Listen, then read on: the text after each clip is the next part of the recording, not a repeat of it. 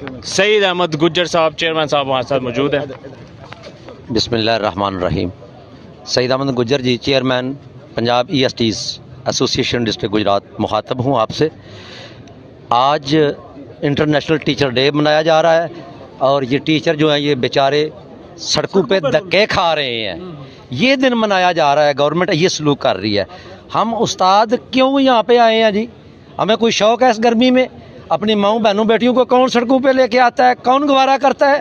ان لوگوں کو اس بات کا اندازہ ہی نہیں ہے. میرے باپ نے، میرے دادا نے، میرے گاؤں میں جو سیلیمنٹری اسکول ہے یہاں پہ اسکول کا ٹیچر موجود ہے. 6 کنال جگہ دی تھی. کیا اس لیے دی تھی کہ کل کو یہ ٹھیکے پہ دے دے؟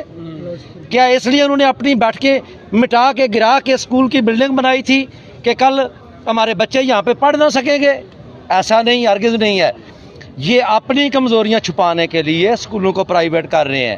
کرائٹیریا کیا ہے اسکول کو پرائیویٹ کرنے کا؟ کیا کرائٹیریا ہے ان کے پاس؟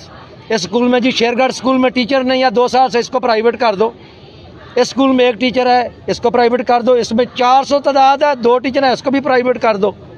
اور بھائی ٹیچر کس نے رکھنے تھے؟ اساتذہ نے رکھنے تھے، گاؤں والوں نے رکھنے تھے.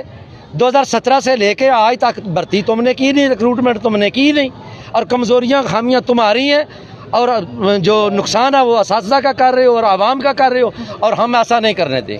سر مجھے بتائیں کہ یہ کیوں یہ سازش ہوئی، کیا سمجھتے ہیں آپ؟